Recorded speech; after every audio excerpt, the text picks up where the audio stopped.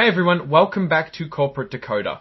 Today we're diving into a filing from Mama's Creations, and let me tell you, it's not quite a recipe for disaster, but there are some ingredients here that could use a little extra care. Before we start, if you appreciate getting straight insights from corporate documents, make sure you're subscribed. We also have a Discord community linked in the description below where we discuss all things finance with regular people. Here's the scoop. Mama's Creations just held their annual meeting where they voted on a few key items, including electing board members and approving their accounting firm. But the real question is, how are they running the show, and is it as good as your grandma's cooking? Let's get into the details. Scroll submission catch from each of matters to a vote of security holders. Scroll Mama's Creations held their annual meeting on July 3, 2025.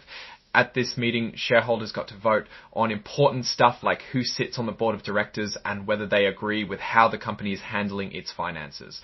Let's see how those votes went. Scroll Lemon Q L Blake Scroll first up. The election of the board of directors. 5 individuals were elected to serve a 1-year term.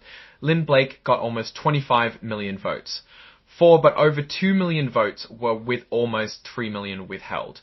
Dean Janeway had about 24 million votes, 4 with almost 3 million withheld.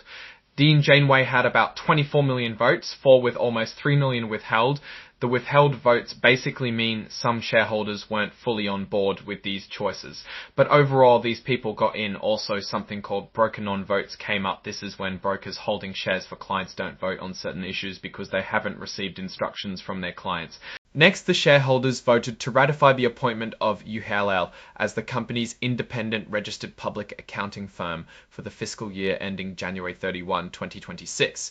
This is basically like saying, hey, do we trust these accountants to keep an eye on our money? A whopping 31.8 million voted in favor, while only about 60,000 voted against, with a little over 83,000 abstaining. So it seems like the shareholders are pretty comfortable with Oshwai Ellet handling the books and making sure things are on the up and up.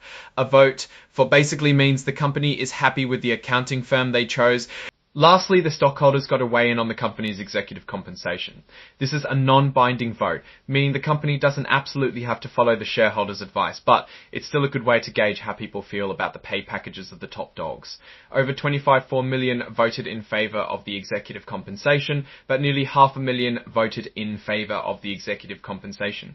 But nearly 500,000 voted against, and just over 1 million voted in favor of the executive compensation. But nearly 500,000 voted against, and just over 1 million abstained. There were also almost 5 million broken non-votes here, so while a majority approved the compensation, there's a notable chunk of people who aren't completely sold on how the executives are being paid. Now, looking at these results broadly, everything looks pretty standard. The shareholders mostly agree with the company's recommendations, signaling that the company is mostly healthy. If something was wrong, the shareholders would have voted against more measures. Alright, that's our breakdown of Mama's Creations' latest filing.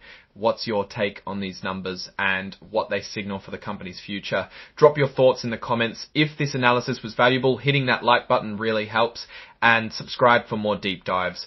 Don't forget to check out the Discord in the description. We see you there. Thanks for watching. See you next time.